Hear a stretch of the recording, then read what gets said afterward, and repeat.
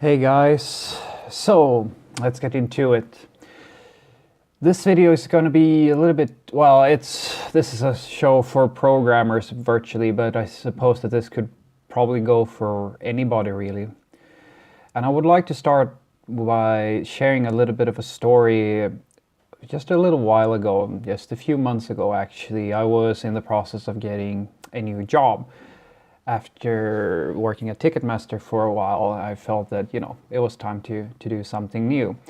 And I spoke to quite a bit of people, and especially a lot of recruiters. And as I was talking to them, I got the question quite a lot, like, what are your priorities? What is it that motivates you to come into work or to pick a job, if you will? And I answered by saying that the one thing that really matters to me is basically the people that I work with. I really care about being in an environment where I can share my ideas and my knowledge and in turn learn from people who are better at things that I'm not so great at. Because personal development is by far the most important thing that, like, at least for me. So the follow-up question would always be something along the lines, okay, so how much salary do you want? Like, how much do you want in terms of money? How important is money to you? And I would always say basically the same thing to them. I don't really care. Not that much, really. And they would, ask me, okay, so why don't you care? Well, it's not that I don't care at all. I mean, obviously, I would like to. I want a salary that is decent, and I know fairly well how much a programmer makes here in Gothenburg, at least. So it's not like it's any number. But the thing is that I'm not so interested in trying to get the maximum amount of money for the job I do. I would actually prefer it much more if my salary stood in relation to what my employer thinks that my value provided to the company is. And almost without fault, almost every single one of my recruiters would just kind of go silent basically to that response and say, wow, that's really unusual. And I would ask, like, what do you mean? Well, most of the people I talk to, and all of them basically said this in their own way, most of the people I talk to, that's their first question. They don't ask, like, they don't talk about how they can provide value to the employer or to the company, but rather the first question they ask is, okay, how much can I make? Like, what's the maximum salary that this company will pay me? And there's more to that story, but for our little talk here, or my little talk here, that's going to be a good start, like segue into the next thing. And see, when they said that to me, I started to realize that to a lot of people, and I even have some colleagues who think this way as well. Like, I know for a fact that one of my absolute favorite colleagues at Ticketmaster took a job which we were both up for the position. And during the process, we talked about it, and he was actually first with saying that he wasn't all that interested in the position because they were using technology, like not so relevant technology, and it didn't seem to be the best place, at least not for a front-end developer. And after a few weeks, he actually took that position. And he did so because they offered him more money. And I talked to him about it. And he has a son and a wife and, loans and so forth. So I told him, like, it's completely understandable that you did it for the money. But I also know that he's very, very passionate about what he does. And he loves what he does a lot. So he was forced to basically pick between doing what he loves and working with the exact thing that he wanted to work with and money. So I told him something that I've actually shared with a few people that I've seen make this choice before. And I shared with him the way that I think about these things. And I'll share this with you as well. Maybe it makes sense to you, I don't know. It makes sense to me. And I said, see, the way that I think about this is that the amount of time I spend at work is much larger than any time I spend on vacation, my weekend time, basically any other free time that I have.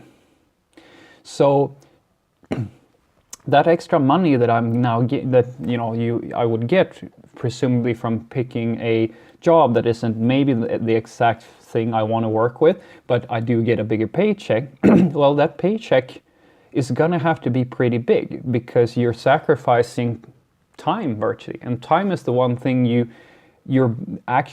can't make more of. And the time, like if you think about it, what you use your salary for, when it comes to being happy and like doing things, you're basically buying quality time.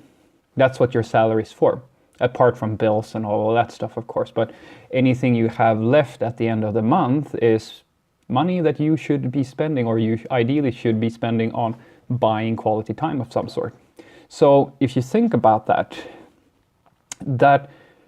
time, like, you by not picking the job that you really want, like that may pay a little bit less, but allows you to feel fulfilled every single day for 8 hours, by not picking that, you are putting yourself in a situation where the extra money you're earning from that other job is going to have to outweigh, you're going to have to be able to pay for quality time that is going to overweigh the amount of time you spend being miserable.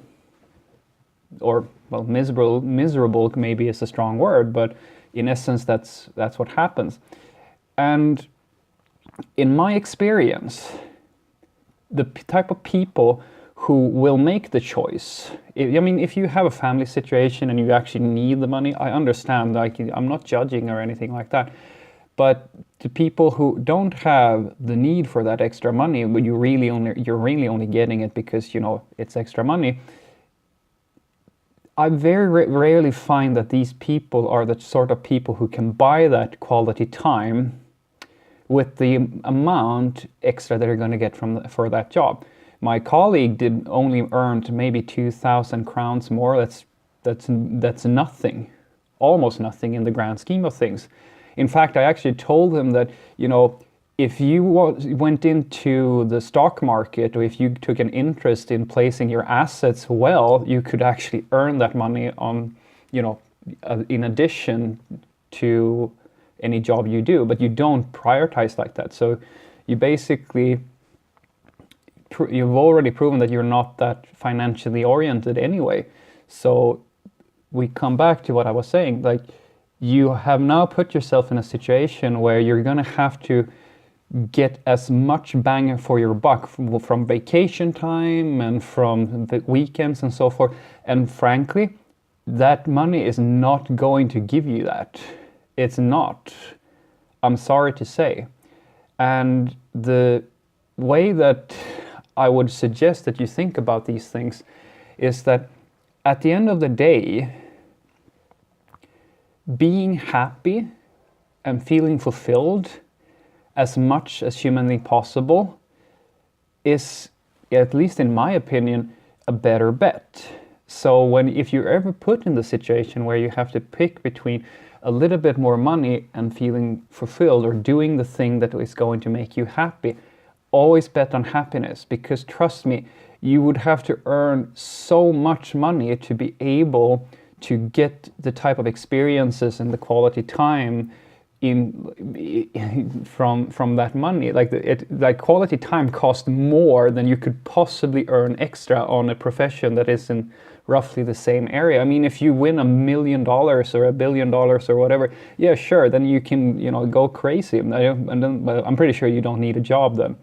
But just think about that if you're ever put in that situation, because trust me, it's not worth 8 hours, 5 days a week for like every year in, out, like all the time. It's not worth those 8 hours of misery just to earn a little bit extra money so you can buy something that is not going to make you all that much more happier. Well, that's at least the way I think about it. because, you know, in my opinion, the end goal shouldn't be to have the biggest pile of money when you know, when you move on. It's for me, it's all about being as happy as I can humanly be every single day.